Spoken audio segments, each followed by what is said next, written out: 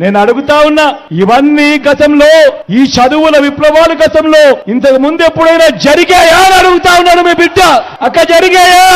అక్క జరిగాయా? తమ్ముడు జరిగాయా? అన్న జరిగాయా?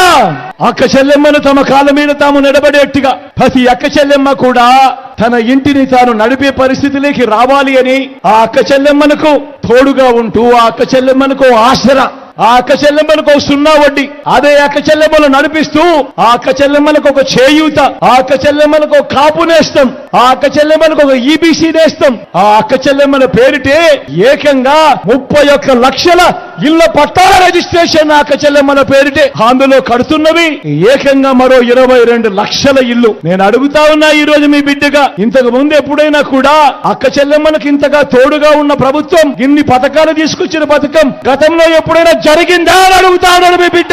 ఏమక్క గతంలో ఎప్పుడైనా జరిగిందా? ఓ ఆసరా ఉన్నదా? ఓ చేయూత ఉన్నదా? ఓ సున్నా వడ్డీ ఉన్నదా? అవ్వా తాతల ముఖంలో చిరునవ్వును చూడాలని, అవ్వా తాతల కష్టాన్ని ఎవరైనా కూడా పట్టించుకున్న ప్రభుత్వం ఏదైనా ఉంది అనంటే ఆ అవ్వా తాతల కష్టాన్ని పట్టించుకొని అవ్వా తాతల ఇంటికే 3,000 రూపాయల పెన్షన్ నేరుగా అవ్వా తాతల ఇంటికే, అవ్వా తాతల ఇంటి వద్దకే, ఆ ఇంటి వద్దకే పౌర సేవలు, ఆ ఇంటి వద్దకే పథకాలు, ఆ ఇంటి వద్దకే రేషన్. నేను అడుగుతా ఉన్నా, ఇలా ఇంటి వద్దకే పెన్షన్, ఇంటి వద్దకే రేషన్, ఇంటి వద్దకే పౌర సేవలు, ఇంటి వద్దకే పథకాలు నేరుగా తలుపు తట్టి మీ దగ్గరికే వచ్చిన పరిస్థితులు గతంలో ఎప్పుడైనా జరిగాయా అని అడుగుతా ఉన్నాను మీ బిడ్డ. జరిగాయాక? జరిగాయా పెద్దమ్మా? తమ్ముడు జరిగాయా? తమ్ముడు రైతన్నను మొట్టమొదటిసారిగా చెయ్యి పట్టుకొని నడిపిస్తూ ఆ రైతన్నకు పెట్టుబడికి సహాయంగా ఓ రైతు భరోసా, ఆ రైతన్నకు తోడుగా ఉంటూ రైతన్నలకు ఉచిత పంటల బీమా, సీజన్ ముగిసేలోగే రైతన్నకు ఇన్పుట్ సబ్సిడీ, పగటిపూటే రైతన్నకు 9 గంటల పాటు ఉచిత విద్యుత్, గ్రామంలోనే రైతన్నను చేయి పట్టుకొని నడిపిస్తూ గ్రామంలోనే ఓ ఆర్బీకే వ్యవస్థ.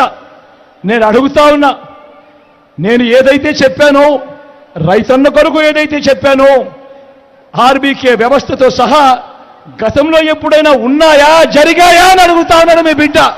స్వయం ఉపాధికి తోడుగా ఉంటూ గతంలో ఎప్పుడూ జరగని విధంగా ఆటో డ్రైవర్ అన్నలకు, టాక్సీ డ్రైవర్ అన్నలకు, వాహన మిత్ర నేతన్నలకు నేతన్న నేస్తం, మత్స్యకారులకు మత్స్యకార భరోసా, ఓ తోడు ఓ చేదోడుతో చిరు వ్యాపారాలకు, శ్రమజీవులకు అండగా, చివరికి లాయర్లకు కూడా లా నేస్తం.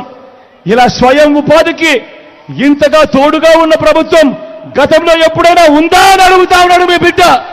పేదవాడు అప్పులు పాలయ్యే పరిస్థితి రాకూడదు, వైద్యం అందని పరిస్థితిలోకి ఆ పేదవాడు పోకూడదు అని విస్తరించిన ఆరోగ్యశ్రీ, 25 లక్షల దాకా ఉచితంగా ఆరోగ్యశ్రీ, పేదవాడికి ఆపరేషన్ అయిన తర్వాత కూడా రెస్ట్ పీరియడ్ లో కూడా ఓ ఆరోగ్య ఆసరా, గ్రామంలోనే ఆ పేదవాడికి తోడుగా ఓ విలేజ్ క్లినిక్, గ్రామానికే ఒక ఫ్యామిలీ డాక్టర్ ఇంటింటికి వచ్చి జల్లెడ పడుతూ ఓ ఆరోగ్య సురక్ష. నేను అడుగుతా ఉన్నా, ఇంతగా పేదవాడి ఆరోగ్యం పట్ల ధ్యాస పెట్టిన ప్రభుత్వం గతంలో ఎప్పుడైనా చూశారా అని అడుగుతా ఉన్నాడు మీ బిడ్డ. వీటి అన్నింటికీ తోడు ఏ గ్రామానికి వెళ్ళినా కూడా 600 రకాల సేవలు అందిస్తా ఉన్నా ఓ గ్రామ సచివాలయం అక్కడే కనిపిస్తుంది. 60-70 ఇళ్లకు ఇంటికే వచ్చే వాలంటీర్ సేవలు గ్రామంలోనే అందుబాటులో ఉన్నాయి. అదే గ్రామంలో 4 అడుగులేస్తే రైతన్నను చేయి పట్టుకొని నడిపిస్తూ ఓ ఆర్బీకే వ్యవస్థ, అదే గ్రామంలో మరో 4 అడుగులేస్తే ఓ విలేజ్ క్లినిక్, అదే గ్రామంలో మరో 4 అడుగులేస్తే అక్కడే నాడు నేడుతో బాగుపడ్డ ఇంగ్లీష్ మీడియం బడి అక్కడే మన గ్రామంలోనే కనిపిస్తుంది.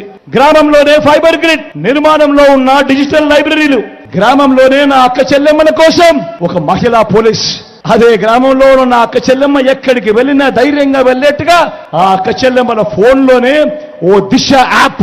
అడుగుతా ఉన్నాడు మీ బిడ్డ, ఇంతగా ఇన్ని వ్యవస్థలు తీసుకొచ్చి విప్లవాత్మక మార్పులు గతంలో ఎప్పుడైనా జరిగాయా అని అడుగుతా ఉన్నాడు మీ బిడ్డ. ఇంతవరకు రాష్ట్రంలో గతంలో ఎప్పుడూ జరగని విధంగా చేసిన మార్పుల గురించి మీతో పంచుకున్నాను. ఇదే ఉత్తరాంధ్రలో తీసుకుందాం. ఇదే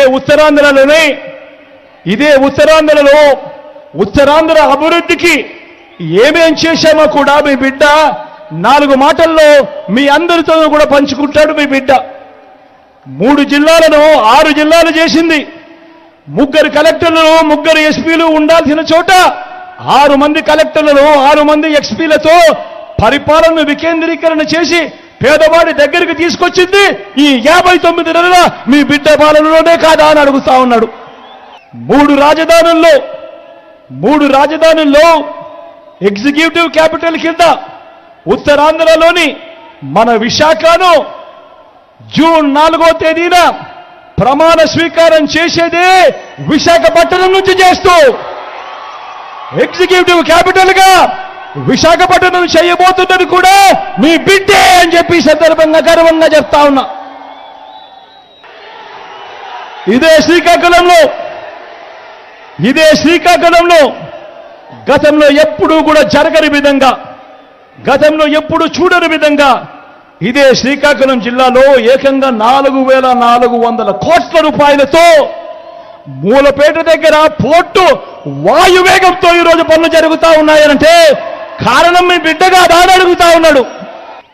ఇదే శ్రీకాకుళంలోనే బుడగట్లపాలెం మంచినీళ్లపేటలో 2 ఫిషింగ్ హార్బర్లు వస్తా ఉన్నాయి. పూడిమడకలో ఉత్తరాంధ్రలో మరో ఫిషింగ్ హార్బర్ వస్తా ఉంది. ఫిష్ ల్యాండింగ్ సెంటర్లు నిర్మిస్తా ఉన్నాం. భోగాపురం అంతర్జాతీయ విమానాశ్రయం ఉరుకులు పరుగులతో వాయువేగంతో ఈరోజు పనులు కనిపిస్తా ఉన్నాయి జరుగుతూ. భోగాపురం నుంచి విశాఖపట్నం నుంచి భోగాపురంకు పోయేందుకు 6 లేన్ల రహదారిని కూడా నిర్మించబోతా ఉన్నది కూడా మీ బిడ్డ పాలనలోనే. అదాని డేటా సెంటర్, ఇన్ఫోసిస్ మొదలైనది కూడా మనందరి ప్రభుత్వంలోనే. దశాబ్దాలుగా ఉన్న ఉద్దానం సమస్య మీ అందరికీ కూడా తెలిసిన సమస్య. ఉద్దానం సమస్య దశాబ్దాలుగా ఉంది. ఏ ఒక్కరూ పట్టించుకున్న పాపాన, ఏ ఒక్కరూ పట్టించుకున్న పుణ్యాన ఎవరూ కట్టుకోలేదు. ఉద్దానం సమస్యను పరిష్కరించింది ఏకంగా 780 కోట్ల రూపాయలు ఖర్చు చేసి హిరమండలం నుంచి సర్ఫేస్ వాటర్ తీసుకొని వచ్చి ఉద్దానం ప్రాంతంలోని ఈ ప్రాంతానికంతా కూడా నీళ్లు తేవాలి, ఇవ్వాలి, చెయ్యాలి అని దానికి ఫౌండేషన్ వేసింది, పూర్తి చేసింది మీ బిడ్డగా రాని అడుగుతా ఉన్నాడు మీ బిడ్డ.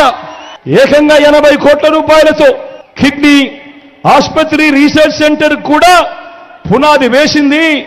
ఆ ప్రాజెక్టు కూడా పూర్తి చేసింది కూడా మీ బిడ్డ కాదా అని అడుగుతా ఉన్నాడు.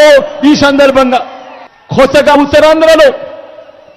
ఉత్తరాంధ్రలో ఈ 59 నెలల కాలంలో 4 మెడికల్ కాలేజీలు కడతా ఉన్నాం. ఈ 4 మెడికల్ కాలేజీల్లో 3 పార్వతీపురం, పాడేరు, నర్సీపట్నంలో గిరిజన ప్రాంతాల్లోనే ఉన్నాయి. 4వది మన విజయనగరంలో మెడికల్ కాలేజీ వస్తా ఉంది. మొట్టమొదటిసారిగా జేఎన్టీయు విజయనగరంలో యూనివర్సిటీని చేసింది మనందరి ప్రభుత్వమే. సాలూరులో గిరిజన విశ్వవిద్యాలయం ఏర్పాటు చేస్తా ఉన్నది మన ప్రభుత్వమే. కురుపంలో ట్రైబల్ ఇంజనీరింగ్ కాలేజ్ కడతా ఉన్నది కూడా మన ప్రభుత్వమే. ఐటీడీఏల పరిధిలో ఏకంగా 5 మల్టీ స్పెషాలిటీ హాస్పిటల్స్ ఈరోజు వేగంగా పనులు జరుగుతా ఉన్నాయనంటే ఇది మీ బిడ్డ పాలనలో కాదా అని అడుగుతా ఉన్నాడు మీ బిడ్డ. మారుమూల ఉండిపోయిన గిరిజన ప్రాంతాల్లో సెల్ ఫోన్లు కూడా లేని పరిస్థితి, సెల్ ఫోన్ కనెక్టివిటీ కూడా లేని చోట ఏకంగా 400 టవర్లు 400 కోట్ల వ్యయం చేసి ఈరోజు ఎవరు పోనీ ఆ గిరిజన ప్రాంతాలకు సెల్ ఫోన్ల ద్వారా కనెక్టివిటీ కూడా ఇచ్చింది కూడా ఈ 59 నెలల కాలంలోనే కూడా గర్వంగా చెప్తా ఉన్నా. గిరిజనులకు మంచి చేస్తూ ఏకంగా 1,53,000 కుటుంబాలకు మంచి చేస్తూ ఏకంగా 3,23,000 ఎకరాలను ROFR పట్టాల కింద, డీకేటీ పట్టాల కింద ఇవ్వడమే కాకుండా వాళ్ళందరికీ కూడా జీవనోపాధి చూపిస్తూ రైతు భరోసా సొమ్మును కూడా ఇస్తూ వాళ్ళందరికీ కూడా జీవన ఉపాధి చూపిస్తా ఉన్న ప్రభుత్వం కూడా మీ బిడ్డ పాలనలోనే జరిగింది అని కూడా గర్వంగా చెప్తా ఉన్నాడు మీ బిడ్డ. మొత్తంగా విద్యారంగంలో, వైద్యంలో తీసుకువచ్చిన విప్లవాత్మక మార్పులు ప్రతి కుటుంబాన్ని కూడా శాశ్వతంగా ఉపయోగపడే, 10 కాలాల పాటు ఉపయోగపడే అభివృద్ధికి బాటలు వేస్తుంది రాబోయే రోజుల్లో అని చెప్తా ఉన్నా. ప్రతి ఒక్కరిని కూడా ఆలోచన చేయమని అడుగుతా ఉన్నా. ఈ రోజు నుంచి ఒక 15 సంవత్సరాల తర్వాత ఎలా ఉంటుంది అని చెప్పి ఒక్కసారి ఆలోచన చేయమని అడుగుతా ఉన్నా. ఈ రోజు నుంచి 15 సంవత్సరాల తర్వాత పరిస్థితి ఎలా ఉంటుంది అంటే, ఈ రోజు 1వ తరగతి చదువుతా ఉన్న మన పిల్లాడు ఐబీ సిలబస్ ఇంగ్లీష్ మీడియంతో ఇంగ్లీష్ మీడియంతో 6వ తరగతి నుంచి డిజిటల్ క్లాసులతో 8వ తరగతి నుంచి ట్యాబులతో ఆ పిల్లాడు బయటకు వస్తాడు. 2035లో ఆ పిల్లాడు ఐబీ పరీక్షలు రాస్తూ ఐబీ సర్టిఫికెట్తో బయటకు వస్తాడు. వచ్చిన ఆ పిల్లాడు మరో 4 ఏళ్లలో డిగ్రీ పూర్తి చేస్తాడు. ఆ డిగ్రీలలో కూడా 30% నుంచి 40% కోర్సులు ఏ హార్వర్డో, ఎల్ఎస్సియో, స్టాన్ఫోర్డో ఇటువంటి ప్రఖ్యాత యూనివర్సిటీస్ నుంచి ఆన్లైన్ ద్వారా వాళ్ళ చదువులు, వాళ్ళ సర్టిఫికెట్లు, వాళ్ళ కోర్సులు, వాళ్ళ చేత సర్టిఫై చేసిన కోర్సులతో డిగ్రీ పుచ్చుకుంటాడు. 15 సంవత్సరాల తర్వాత బయటకు వచ్చే ఈ పిల్లాడు అనర్గళంగా ఇంగ్లీష్ మాట్లాడుతూ పెద్ద పెద్ద కంపెనీలకు, మల్టీనేషనల్ కంపెనీలకు ఆ పిల్లాడు అప్లికేషన్ పెడితే ఉద్యోగాల కొరకు ఎలా ఉంటుందో ఒక్కసారి ఆలోచన చేయమని కోరుతా ఉన్నాను సవినయంగా.